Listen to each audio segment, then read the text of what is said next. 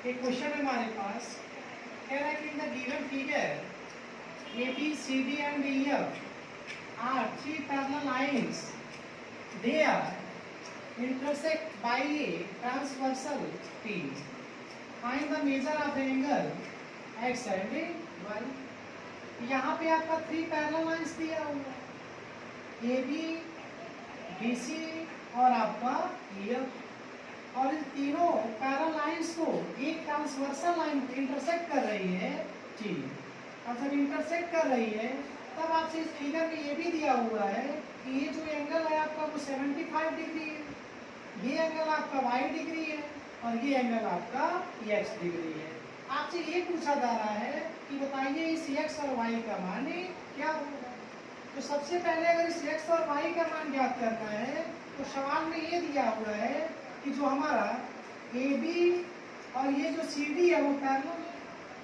जब AB और CD parallel है और इसको एक ट्रांसवर्सल T इंटरसेक्ट कर रही है तो ये इस वाले कोण और इस वाले कोण में, यानी कि ये दोनों कोण आपके अल्टरनेट इंटीरियर अल्टरनेट एंगल होंगे।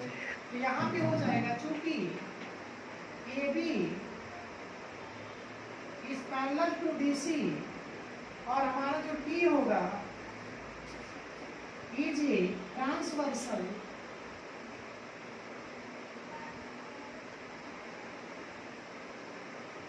लाइन। ये ट्रांसवर्सल लाइन, जब ये ट्रांसवर्सल लाइन है तब हम ये कहेंगे कि जो एंगल y होगा वो 75 डिग्री के बराबर होगा, यानी y बराबर हो जाएगा 75 डिग्री। और ये ऐसा क्यों हो रहा है कि ये होगा आपका interior alternate angle, alternate angle, interior alternate. अभी आपने y का मान 75 निकाल लिया। अब इसके बाद से अगर x का मान निकालना है तो x का मान निकालने के लिए अगर हम बात करें तो ये जो 75 का है हम ये कोण जो है 1 मान लेते हैं। अगर इस कोण को 1 मानते हैं तो ये आपका जो T लाइन है और जो CD लाइन है वो एक दूसरे को इंटरसेक्ट कर रही है, और जब इंटरसेक्ट कर रही है तो कोण 1 और कोण 75 आपस में बराबर होगा। और क्यों बराबर होगा? ये हो जाएगा vertically opposite angle, vertically opposite angle.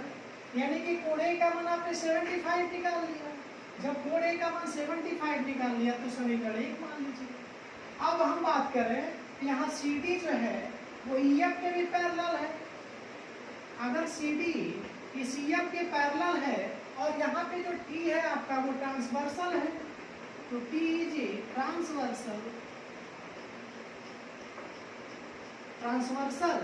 Line. अगर ये ट्रांसवर्सल लाइन है तब हम ये कहेंगे कि जो एंगल 1 होगा एंगल x के बराबर होगा, यानी कि एंगल x बराबर हो जाएगा एंगल 1। अब ये क्यों बराबर होगा? तो interior alternative angle, interior alternate angle, interior alternate angle हो जाएगा। और अभी आपने कोण A का मान प्राप्त किया है 75, यानी कि कोण x बराबर हो जाएगा 75।